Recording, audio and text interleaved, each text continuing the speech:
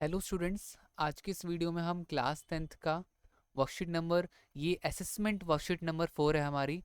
तो साइंस की वर्कशीट है यहाँ पर। और ये बच्चों जो असेसमेंट वर्कशीट है आपकी बेस्ड है एसिड, बेस एंड सॉल्ट के ऊपर। तो चलिए स्टार्ट करते हैं।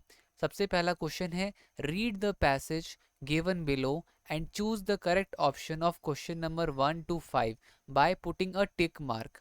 तो चलिए स्टार्ट करते हैं। सबसे पहला, when copper vessel is expose to moist air for a long time it acquire green coating. तो जब हम अगर कॉपर की बर्तनों को हवा में मॉइस्चर में ज़्यादा टाइम तक रखते हैं तो बेसिकली उसमें ग्रीन कलर की कोटिंग चढ़ जाती है। तो कॉपर जो होता है जंग लगने लग जाता है। तो copper corroded by oxidation. In this process of corrosion copper react with moisture and gases present in air, oxygen and carbon dioxide to form copper hydroxide and copper carbonate which is green in color। तो होता क्या है कि उसमें क्या form हो जाता है, उसमें कॉपर हाइड्रोक्साइड और कॉपर कार्बोनेट फॉर्म हो जाता है जिस वजह से वो ग्रीन कलर का हो जाता है। This gives a green color to the surface of copper metal. The mixture formed is basic in nature. जो mixture होता है वो basic in nature होता है, which react with the acid citric acid present in lemon to form a copper citrate which is washed away with water. As a result, the green color substance form is removed from the surface of the vessels and shiny surface is seen। तो basically अब यहाँ पर ये पूरा का पूरा हमने पढ़ लिया। सबसे पहला कॉपर कार्बोनेट का क्या होता है हमारा यहाँ पर। तो बेसिकली कॉपर कार्बोनेट का जो केमिकल फॉर्मूला होता है वो मैं आपको बता दूं कि कॉपर का जो आपका होता है वो होता है Cu2 में प्लस में होता है, और कार्बोनेट का होता है CO3 और 2 नेगेटिव होता है। तो ये कट जाएगा आपका और बनेगा CuCO3। तो बेसिकली यहाँ पर हमारा ऑप्शन जो होगा CuCO3 होगा, मतलब कि ये ऑप्शन हमारा करेक्ट आंसर होगा। ठीक है, तो ये हमारा बच्चों सही आंसर हो जाएगा CuCO3। अब आगे देखते हैं अगला जो हमें दे रखा है, copper vessel is tarnished due to. Copper क्यों हमारा टार्निश्ड हो जाता है या फिर जंग लग जाता है, तो वो आपका यहाँ पे आंसर आएगा ऑक्सीडेशन की वजह से। ठीक है, तो ये आपका सेकंड का आंसर हो जाएगा। थर्ड है, reaction between acid and base is called. अगर एसिड और बेस आपस में रिएक्ट करते हैं तो उसे हम न्यूट्रलाइजेशन रिएक्शन कहते हैं। तो ये हमारा सी का आंसर यहाँ पर हो जाएगा करेक्ट। इसके बाद copper citrate is an. Copper citrate क्या है, क्या है बेसिकली, तो ये हमारा क्या होगा, ये सॉल्ट होगा। ठीक है, कॉपर सिट्रेट क्या होगा, इज अ सॉल्ट। ठीक है, तो यहाँ पर भी सी वाला ऑप्शन सही आंसर होगा। फिफ्थ है, an aqueous solution turn red litmus paper blue। red litmus paper blue, excess addition of which of the following is would reserve the change। तो भैया क्या होगा, अगर हम हाइड्रोक्लोरिक एसिड ज़्यादा कर दे तो यहाँ पे कलर क्या हो जाएगा, चेंज हो जाएगा उसका।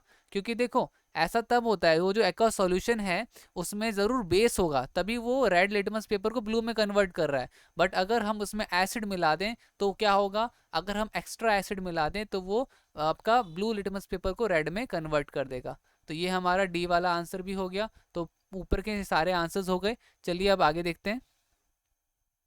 क्वेश्चन नंबर 6 हमें दे रखा है, what will be the action of following substance of litmus paper. अगर लिटमस पेपर में हम ड्राई बेस डालें तो क्या होगा, ड्राई सोडियम हाइड्रोक्साइड डालें तो क्या होगा, विनेगर डालें तो क्या होगा, लेमन जूस डालें तो क्या होगा। तो चलिए इन सारे क्वेश्चंस को हम देखते हैं आंसर्स पे। तो जैसा कि आपको क्वेश्चन नंबर 6 दिखाई दे रहा होगा, what will be the an action. देखो ड्राई NaOH क्या होता है, या ड्राई NaOH या ड्राई HCl, अगर कुछ भी ड्राई होगा तो उसका उससे लिटमस पेपर से कोई भी इफेक्ट नहीं आएगा, ना ही वो रेड होगा ना ही ब्लू होगा। विनेगर क्या होगा, वो एसिडिक होता है तो वो ब्लू से रेड कलर में हो जाएगा। लेमन जूस भी एसिडिक होता है, ब्लू से रेड कलर में। कार्बोनेट सॉफ्ट ड्रिंक, तो वो क्या होता है, तो वो भी आपका बेसिकली क्या होगा, तो वो भी आपका ब्लू टू रेड हो जाएगा। और इसके बाद कर्ड की बात करें तो कर्ड भी आपका क्या है, एसिडिक है, ब्लू टू रेड हो जाएगा। एंड सोप बच्चों हमारा बेसिक होता है तो वो रेड को ब्लू में कन्वर्ट करता है। ठीक है, तो यहाँ पर हमसे इतने ही के बारे में पूछा गया था तो हमने इतने सारा कर लिया, टर्न ब्लू कर दिया यहाँ पर। ठीक है, तो मेरे हिसाब से क्लियर हो गया। अब अगला देखते हैं, आगे देखते हैं। तो यहाँ पर क्वेश्चन नंबर 7 दे रखा है, आपकी स्क्रीन पर दिख रहा होगा आपको। Which acid is use to be injected into body by sting of honey and which chemical is use to neutralise its effect and why? So answer होगा इसका formic acid. Baking soda will be use to be neutralise it as its is basic in nature. ठीक है, तो यहाँ पर हमारा basically क्या होगा, तो ये 7th का आंसर आपका इतना सा हो जाएगा. ठीक है, काफी बड़ा आंसर नहीं करना क्योंकि कम मार्क्स का क्वेश्चन है ये हमारा. तो ये हमारा क्वेश्चन नंबर 7 हो गया. तो अब क्वेश्चन नंबर 8 देख लेते हैं हम यहाँ पर. तो क्वेश्चन नंबर 8 देखिए, यहाँ पे आपको क्वेश्चन में दिख रहा होगा. सो लिखा हुआ है व्हाट आर इंडिकेटर्स. इंडिकेटर्स किसे कहते हैं? Right 3 examples of natural and artificial indicators. So indicators क्या है? सो इंडिकेटर्स हैं आपके substance which tell us that given substance is acid और बेस इज कॉल्ड इंडिकेटर. एक ऐसी चीज जो बताती है कि कोई चीज एसिडिक है या बेसिक है, या एसिड है उसमें बेस है उसमें, उसे इंडिकेटर कहते हैं. लिखा हुआ है write 3 examples of natural and artificial. हमें 3 एग्जाम्पल देखें. नेचुरल में क्या आ जाएगा? Litmus paper, turmeric, red cabbage leaf. Synthetic में क्या आएगा? Methyl orange, phenolphthalein. ठीक है, तो ये हमारा बेसिकली क्वेश्चन नंबर 8 का सारे के सारे आंसर हो जाएंगे. गाइज अगर वीडियो अच्छी लग रही हो तो प्लीज वीडियो को लाइक कीजिए, और अगर आप चैनल पे नए हो तो चैनल पे जो रेड कलर का वो जो बटन दिख रहा है आपको सब्सक्राइब का, वो प्रेस कर दीजिए, बेल आइकन साथ में दबा दीजिएगा, ताकि तब अदरवाइज सब्सक्राइब करने का कोई फायदा नहीं होगा.